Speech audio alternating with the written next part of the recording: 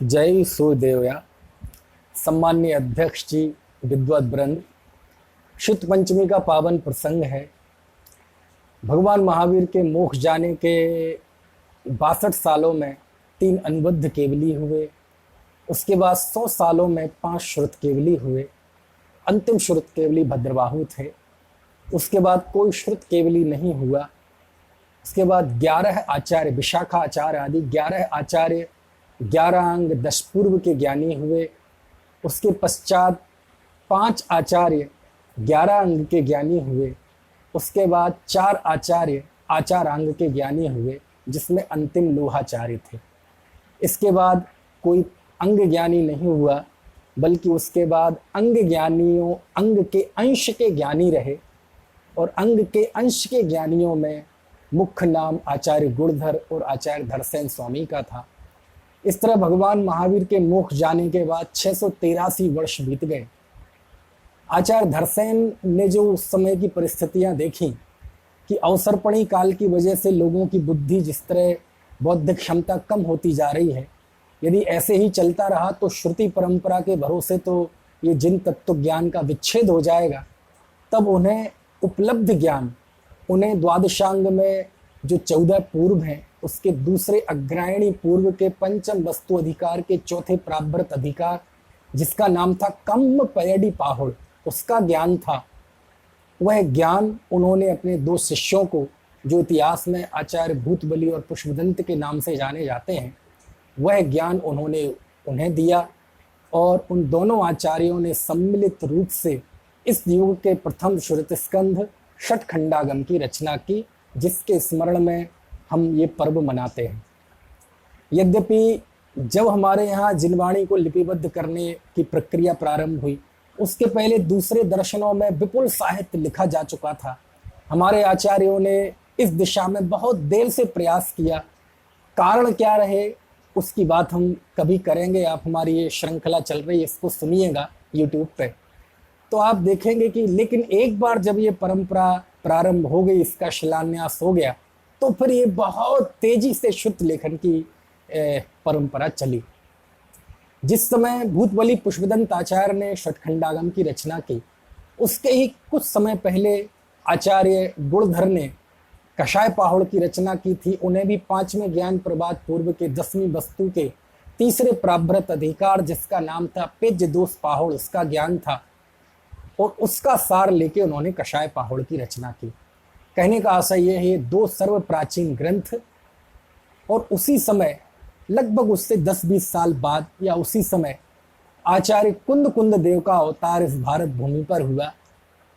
कुंद देव ने उस समय यह महसूस किया कि प्रथम श्रुत स्कंद के रूप में षटखंडागम की रचना तो हो चुकी है, कषाय पाहुड़ भी लिपिबद्ध हो चुका है, लेकिन इनकी जो विषय वस्तु है, वह विषय वस्तु हमारे ज्ञान का विषय तो हो सकती है, ये हमारी जानकारी का विषय तो हो सकता है, लेकिन ये दृष्टि का विषय नहीं हो सकता।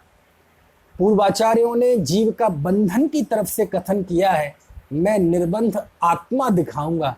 इस तरह का संकल्प लेके उन्होंने द्वितीय श्रुत स्कंद की स्थापना की और प्रवचन सार, समय सार आदि 84 पाहुड़ों की रचना की, जिसमें कुछ एक आज उपलब्ध है। कहने का आशय यह है, प्रथम श्रुत स्कंद के रूप में सिद्धांत को स्थापित किया भूतबली पुष्पदंत आचार्य ने, तो द्रव्यान योग को स्थापित किया कुंद देव ने, और हमारी गाड़ी चल निकली। ये दौर था आज से लगभग 2000 साल पहले का। उसी समय एक महान आचार्य हुए भट्टकेर आचार्य। उन्हें महसूस हुआ होगा कि सिद्धांत और द्रव्यान योग दोनों लिखा जा चुका है, लेकिन जिन धर्म का मूल साक्षात जिन धर्म तो दिगंबर मुद्रा है, यदि इनकी आचार्य संहिता लिखित नहीं होगी तो ये पंचम काल में धर्म आगे नहीं बढ़ेगा। तब उन्होंने जाके मुनियों के चारित्र को बताने वाले मूलाचार ग्रंथ की रचना की। उसी समय एक और महान आचार्य हुए। उन्होंने मुनि जीवन की साधना का अंतिम बिंदु सल्लेखना, उस सल्लेखना मृत्यु के समय ही उस साधना का फल फलीभूत होता है, तब उन्होंने उस सल्लेखना पर आधारित बहुत विशद, गंभीर और ओजपूर्ण शैली में भगवती आराधना की रचना की, जिसमें उन्होंने सल्लेखना का वर्णन किया। ये दौर था जब हमारी जिनवाणी की विभिन्न प्रकार की पद्धतियों का एक तरह से लिपिबद्ध होने का सिलसिला प्रारंभ हो रहा था। सिद्धांत लिखा गया, मुनि का आचरण लिखा गया, अध्यात्म लिखा गया। उसी समय एक और महान आचार्य हुए, उनका नाम था आचार्य यतिवृषभ। आचार्य यतिवृषभ ने एक अलग ही सेक्टर चुना। उन्होंने 3 लोकों का वर्णन किया, 3 लोकों में इंच इंच का वर्णन उन्होंने त्रैलोक्योपनिषद ग्रंथ में लिखा। और ये जो वर्तमान में अवसर्पणी काल चल रहा है, इस अवसर्पणी काल में जो 63 शलाका पुरुष हुए है ना, उन 63 शलाका पुरुषों का पूरा विवरण, पूरी रूपरेखा उन्होंने उस त्रैलोक्योपनिषद ग्रंथ में दी। और प्रथमान योग का बीज यदि कहीं था तो यही था।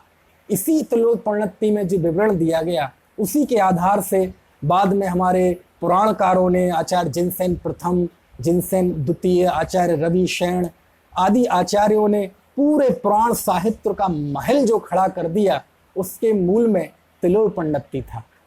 इस तरह ये सब उस दौर की बात है ना, जब जिनवाणी का प्रारंभ हो रहा था। उसी समय आचार्य उमा स्वामी हुए। अब तक जो लिखा गया था वह प्राकृत भाषा में लिखा गया था। हमारे आचार्यों ने लोक कल्याण की भावना की वजह से प्राकृत भाषा को चुना। लेकिन पंडितों की भाषा, विद्वानों की भाषा तो संस्कृत थी।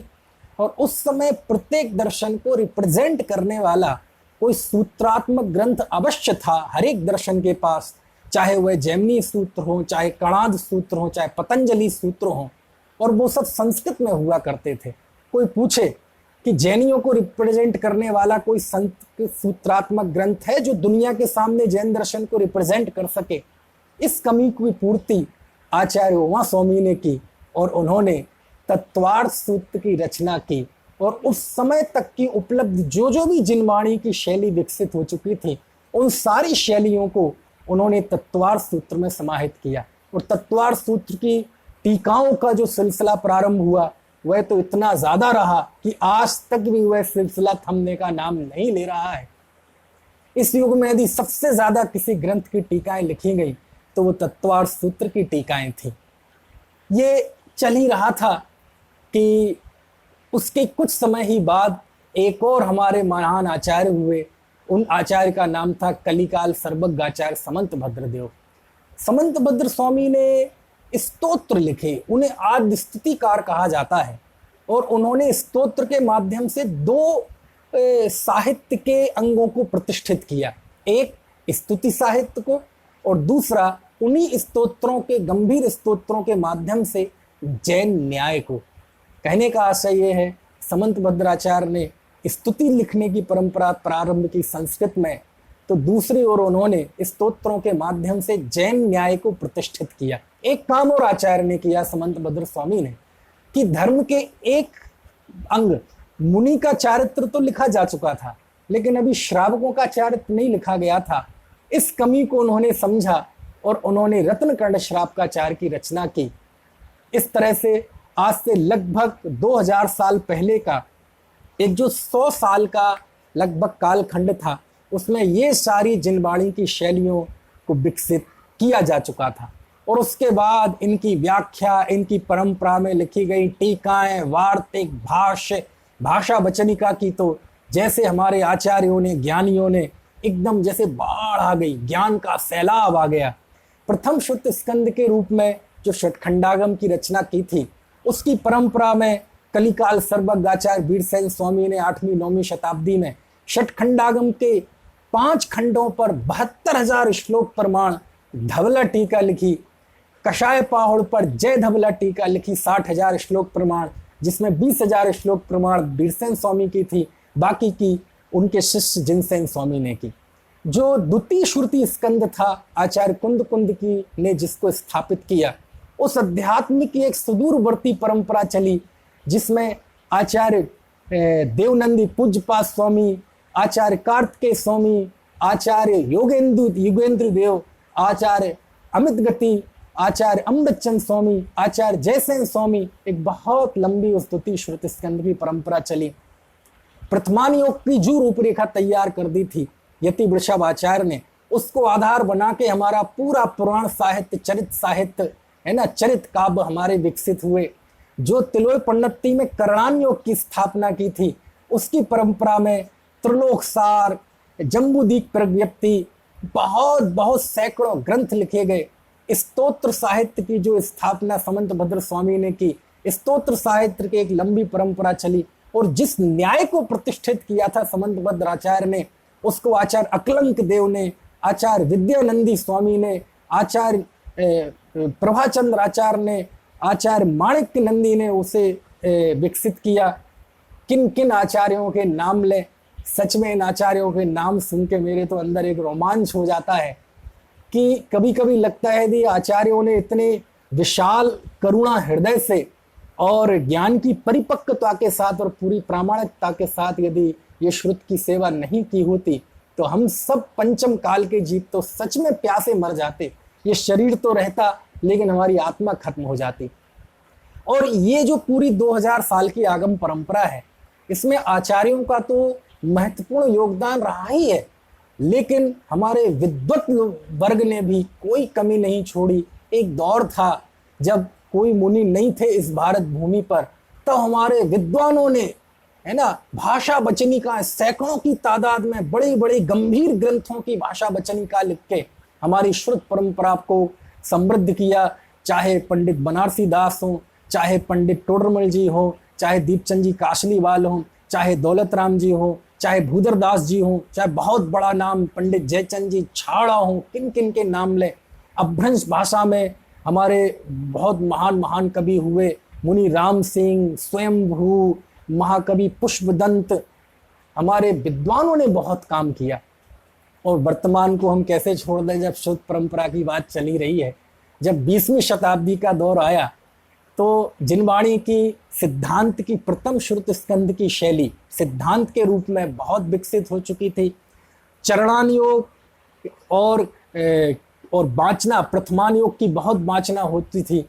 आगम परंपरा में लिखित रूप से तो द्वितीय श्रुत स्कंद था, लेकिन 20वीं शताब्दी में यदि उस द्वितीय श्रुत स्कंद जिसकी स्थापना कुंद देव ने की थी, यदि 20वीं शताब्दी में पुनः उसे जन जन की विषय वस्तु बनाया और द्वितीय श्रुत स्कंद को स्थापित दोबारा किसी ने किया, तो वो थे आध्यात्मिक सत्पुरुष श्री कांजी स्वामी। उनका नाम लिए बिना ये चर्चा कैसे पूरी हो सकती है। उन्होंने द्वितीय श्रुति कुंद देव की अध्यात्म को स्थापित किया।